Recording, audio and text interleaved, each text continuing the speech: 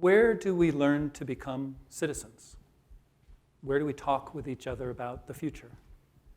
Where do we develop the compassion and the empathy, and ultimately the courage and wisdom to act? I was sitting in my office a few months ago when I got an unusual email message. "Dear Mr. Edson," it read, "would you please join us at the United Nations in New York City to help create the vision for a new institution we're calling the UN Live Museum for Humanity. UN Live will be a museum, a civic space, and a headquarters in Copenhagen, Denmark, a network of partner institutions and public venues throughout the world, and a global digital presence, free and open to everyone on Earth. And the goal of this project will be to help connect everyone on Earth with the mission and vision of the United Nations and to catalyze global effort towards achieving its goals." So after reading that message a few times over to make sure it was really addressed to me, and taking a walk around to calm myself down, I replied, "Yes, I would be quite honored to attend that meeting in New York City. Thank you very much." And then I went online to see what I could learn. Like many of us, I suppose, I was largely ignorant about what the UN really is and what it does. The United Nations was founded in 1945 to help prevent another global war in the aftermath of World Wars I and II. 51 nations signed the original charter, and at that time, Earth had only 2 billion citizens. State-of-the-art information technology back then was the shortwave radio and the telegraph, and delegates took steamships to attend the first meeting of the General Assembly in San Francisco. Today, the United Nations has 193 member states who represent Earth's 7 billion people.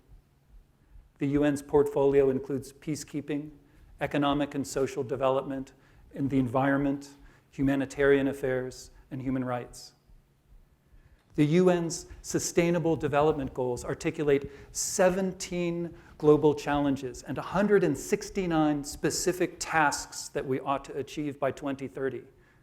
It's an amazing list. I mean, don't feel bad if it makes you giggle or roll your eyes into the ceiling.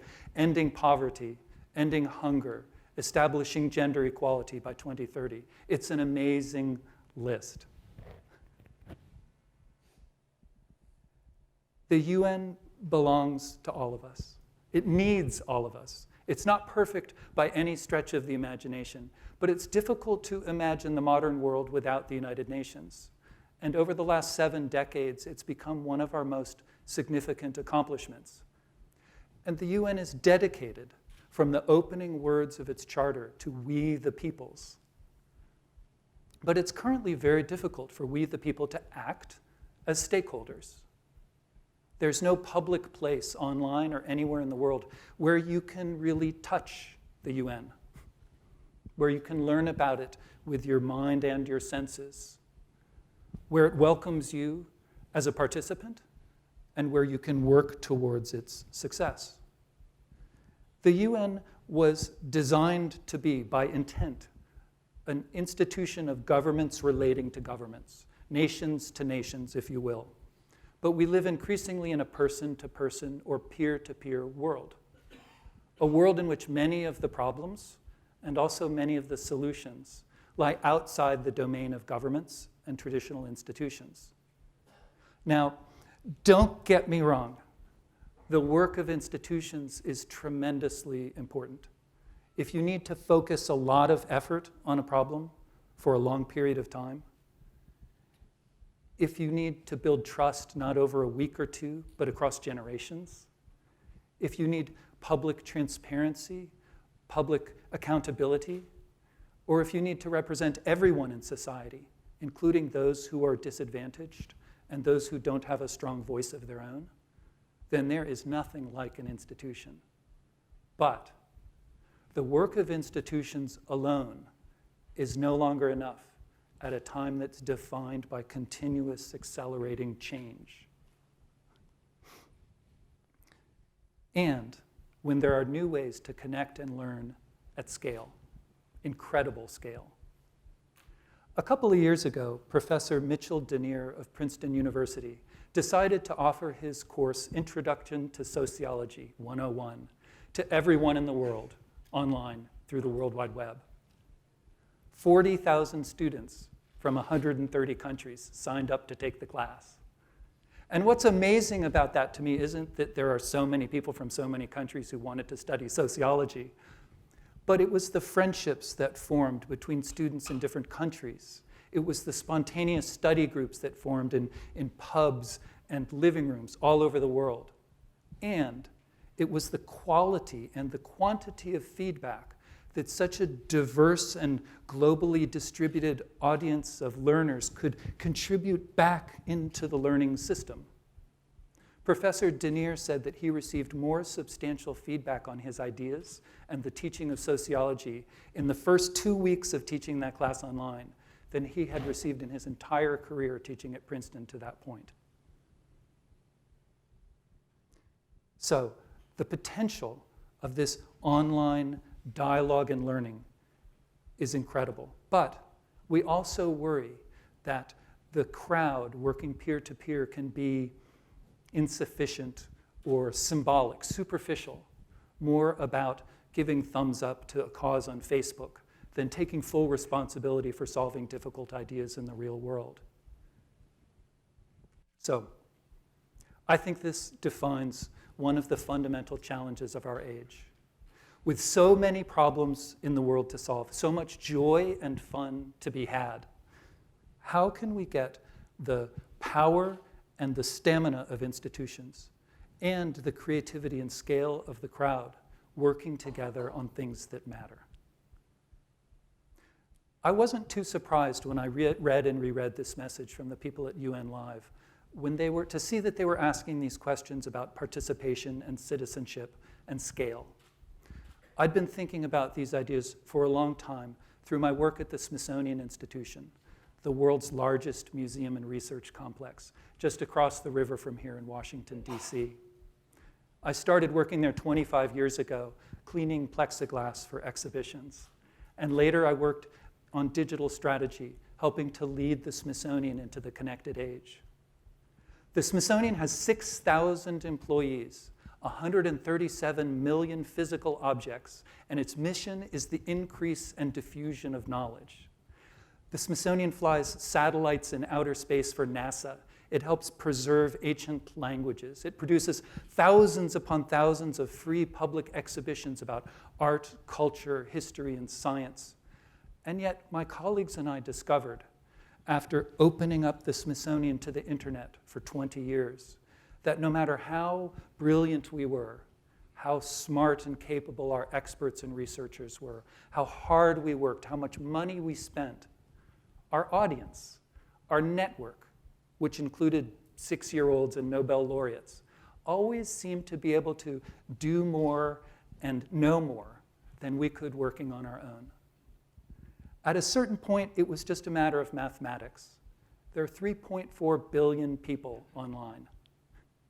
No matter how big an institution is, how brilliant it is, it can't compete with the curiosity and energy and brilliance of its audience when that audience is connected to a network that connects half the people on Earth. So all of these ideas were racing through my mind as I read and reread that message that day. And 2 weeks later, I found myself walking up the steps of the UN in New York City, past the flags, and into a room to spend the day with an eclectic group of artists, diplomats, entrepreneurs, and technologists, trying to imagine a new kind of institution that would advance and support the work of the United Nations, not from the top down, through diplomacy and treaties between nations. The UN already does that, but by adding to that capability from the bottom up, by connecting everyone in the world, in their local communities, to the work of the UN and to each other through a global museum. We knew that UN Live could not be a traditional museum of endless hallways filled with dinosaur bones and paintings on the wall, though I really love those kinds of places. UN Live would have exhibitions, of course, but it would be a social space, a meeting place, a lab, a hub, a civic classroom that would invite everyone in the world to participate authentically, not as spectators, but as real workers in the mission of humanity. It became very clear to me that day that UN Live could foster a new sense of global citizenship and could help create a new bond between the UN and billions of the people it is chartered to serve. So not only did I go to New York City that day, but I also became part of the founding team that's working to bring UN Live to life. It's a very small team with very big goals. It's a young project with a lot to learn, but we have some strong supporters. Artist Olafur Eliasson, Secretary General Ban Ki-moon and his 3 predecessors, the leaders of the UNICEF, the UN Development Program, UNESCO, and the High Commissioner for Refugees are all supporting the project.